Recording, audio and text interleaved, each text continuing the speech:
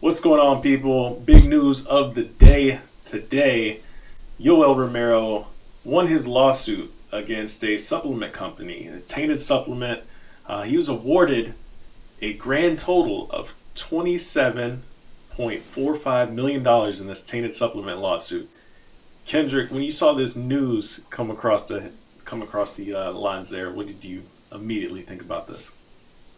I guess I'm not like most people. Oh, they're seeing the $27 million. Like, are you gonna see if he gets it all? You gonna see any of it? I don't know why people worry about people's money. My whole thing is, what I always say: if you're a fighter, no matter what combat sport, if you really that guy, you really that lady, you didn't do nothing.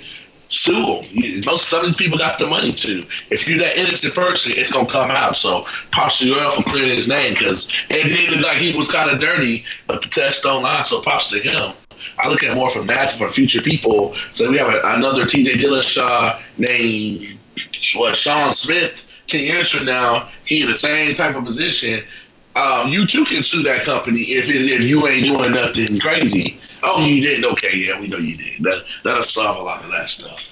This situation kind of handled that and set the precedent. People look at the money, you get 27.5 mil, which you probably won't get it all. Why you worried? I don't know, but that's why I look at it from. It doesn't matter what combat sport. Tiffany's our guy Deontay gets popped. He got enough money to sue. If he ain't suing, we already know our guy's dirty. Yeah, so I mean, telltale. let's back up here for a second and talk about, I guess, how this all came to be, right? So Yoel Romero failed a out of competition test back after his fight against Jacare at UFC 194, and they contested it, and essentially they were awarded a 6 month suspension rather than a larger suspension because they were able to prove that the supplement was tainted by some a little derivative of a growth hormone. Essentially, USADA gave him a 6 month suspension rather than the full deal. Fast forward, January of last year, they filed suit against this company, Gold Star Performance Products, a company from New Jersey, and they filed this case in New Jersey. January 2018, this was filed. And today, or earlier yesterday now, that you guys are watching this, that they awarded him $27.45 million because they won. And Gold Star, they've been a relatively, they don't respond very well. So the court hasn't heard from them. Yoel and his team, first round management, they haven't heard from him or from them. And originally, when the suit was filed, they never heard from them. So they're just kind of there in the, I guess, out there in the atmosphere, so to speak. But they're not responding to this lawsuit. And so the court awarded them this amount of money, and everyone, of course, you start seeing the memes fly out all across the internet. Everybody's talking about, Yoel's rich, he may never fight again, yada yada yada. But a lot of people don't realize that just because you're awarded the $27.45 million in a court does not mean you're actually going to see all of that $27.45 million, because the way these lawsuits work is obviously you're going to have, the company that was found, liable for this. They're going to fight it in a number of different ways. There's insurance policies that could come into play. They may file bankruptcy. If they file bankruptcy, you may not see all of that money. You may be looking at liquidation of assets, all this kind of things like that to help pay off this total. If they don't have that $27.45 million to pay off Yoel Romero, then they go out of business. Yeah, they go out of business, obviously, but he may not see all that money. And how do we get to that total of $27.45 million? Well, according to the management of Yoel, the Cowas, they said it was $3 million for lost raises, $3 million for reputable harm, $3 million for emotional damage, multiplied times 3 for the state of New Jersey. They have what's called a Consumer Fraud Act, and that throws on that 3 times multiplier on there. So if he gets all this money, it'll be incredible if he gets this total amount. So for everyone out there that's thinking like, oh, he's rich, like, no, he didn't walk out of court today with the fat check. That's just not how it works. So he's going to have to go through a lot more hoops. to actually get any sort of payout on this. Because, like I said, if they decide to file for bankruptcy, he may not see, he may see very little of it, if anything. But supplement companies are supposed to have all of these insurance policies in place and things like that to cover any type of lawsuits that may come forward. But all that stuff is yet to be determined. So we'll see what happens with that, I guess, in the near future. But on the day he is victorious in court, again, people, temper your expectations on what you think Yoel Romero will actually get paid out. So for those that are saying like, oh, Yoel's gonna cash out, he's gonna do the Conor McGregor thing, he's never gonna fight again, that may not be the case. He's already booked to fight on that same card with DC and Stipe 2 coming up here soon. So we'll see. That's gonna be an interesting fight because old boy's been knocking out everybody. Yeah, he's fighting Paulo Costa. Yeah, and that's a fight that's been scheduled multiple times, but it's finally happening. Yeah, it's finally happening there. So hey, he's still fighting. He's still got to go make that money right now as soon as he can. And he's not a spring chicken by any means. Yoel Romero's 42 years old, so he's going to try to get in as much work as he can in the cage while he still can. And of course, everybody that's looking at him, like, you see the guy looks like a freaking action figure, right? And that's partially why a lot of people thought he was on steroids in the beginning. And then, everybody was like, oh, I knew it when he tested positive. I knew he was dirty. Not really. When you test a bottle of this supplement, and I'll pull up the supplement here that he did test positive for. It's called Shred RX, was what he tested positive for, or that popped him.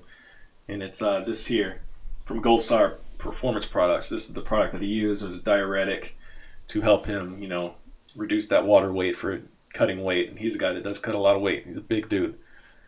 But this is the supplement that got him in trouble. And like I said, you saw that they tested this, when they challenged the original deal, they tested this. They went and bought another bottle of it, and then they found it was also tainted. So it wasn't just a one-off thing, kind of a recurring thing with this particular product. And that's what allowed him to get off. So I guess the larger question going forward is, what does this mean in the grand scheme of things when other guys have... You too can sue. You too can claim your name. That's what that means. It's very simple. Y'all making it sound like it's complicated. If you really in the innocent, it will come out. The TJ, prime example, TJ Dillashaw. He ain't like balling Conor McGregor. He ain't struggling. Notice like, I'll see y'all in 2 years. That's all you need to know. That it'll be a telltale people real fast. This game is really easy. It's not like it's back in the old GSP, Johnny Hendricks, 2012. You started coming town. People don't be around. We got some facts and we got some patterns here.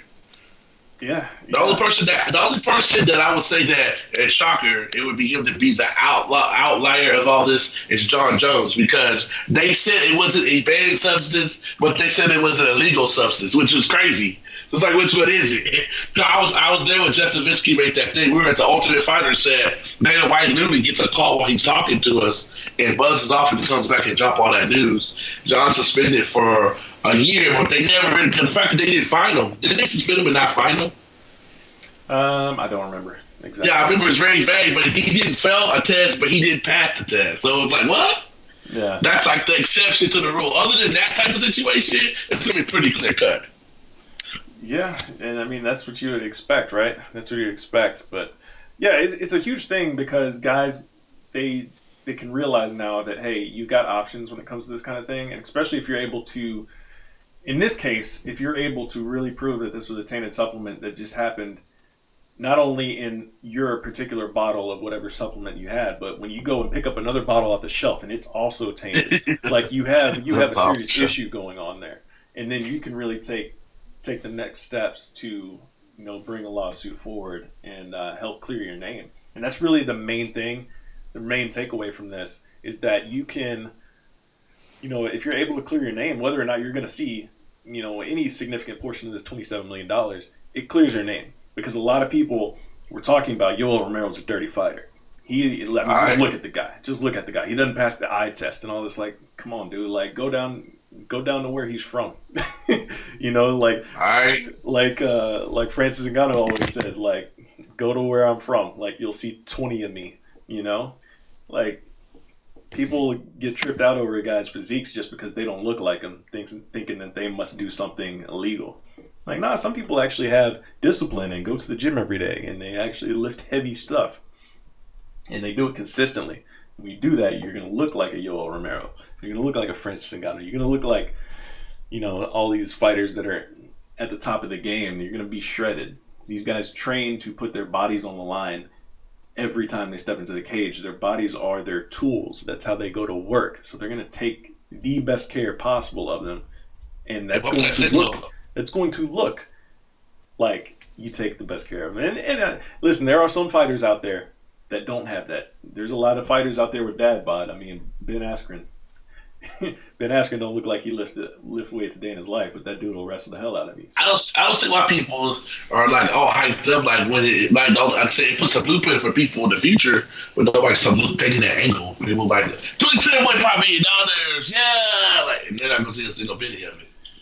Well, yeah, I mean, that's the huge thing is obviously it's a big amount of money. If he is able to recoup any of this, like, that's a huge thing because obviously a guy at 42 years of age, you're looking for big paydays as your fighting days are coming to an end, you would think, right? At least being at the top of the game. We've seen him over the past couple of fights, like he starts to look a lot more winded as fights go on, but I still maintain third round Romero is one of the most dangerous fighters ever in the history of the sport, and still so much to this day. Like if you go throughout his record, look at how many third round finishes he has. Look at how many times he's absolutely turned it up in the third round of all his fights.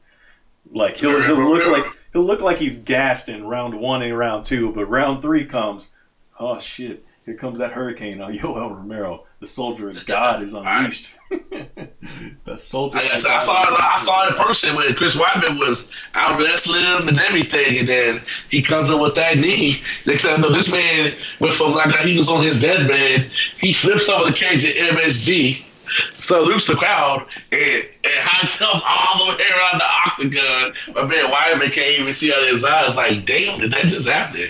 That third round Romero is 100% legit. He's that guy. Yeah, he's a beast, man. He's a beast. I witnessed it as well at UFC 194 when he fought Jacare, and of course that was a split decision fight. But that was still one of those moments again. Third round Romero reared his head. He's a beast in the third round, man.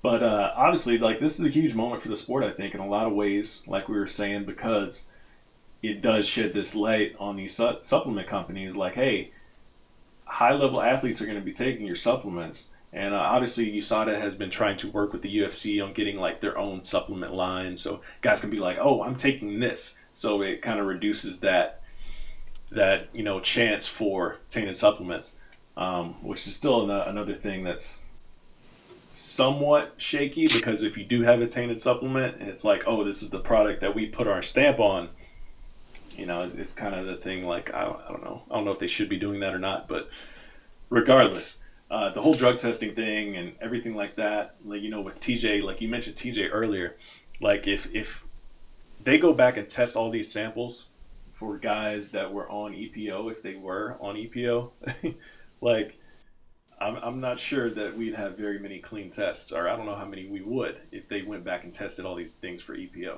because that's just something that they didn't used to test for. So just something that could pop up as an issue. But that's where we are. Anything else you want to add to this, man? If you do that crime, we don't know if you legit or not. You can't fool it. I always knew that. I had the theory: if you don't sue, you're a fool. Now we got some proof. You too can win some money if you really didn't do nothing. Now we got a blueprint. Yeah, I mean, it's easy to say that, but you definitely got to make sure you have a solid case. And obviously, this was a situation where they had a solid case. And like I said, if you can open up a bottle of this, pop on a drug test, and be like, oh, okay, let me go grab another one off the shelf, and it still had the exact same ingredient that is not supposed to be in there, then you got real issues. So congratulations to Yoel Romero on the day yesterday getting this judgment. The Cowas first round management Like they said, they always stick by their fighter's side, and they prevailed victorious on this. So I think a good day for the fighters, a good day for those guys that are truly clean out there, or at least attempting to be truly clean, rather, so you don't have to go through all these hoops. But good on them, good on Yoel Romero, and we will have to stay tuned to see how much of this $27.45 million he will actually put in his bank account once it's all said and done, dealing with Gold Star and what they do next in the legal realm of things. So that's it, people. Yoel Romero, $27.45 million out of competition drug test after that fight with Jacare. And now his name is cleared for good. So that's it. Appreciate you guys watching. Of course, hit that subscribe button if you haven't already. And stay tuned for more stuff throughout the week.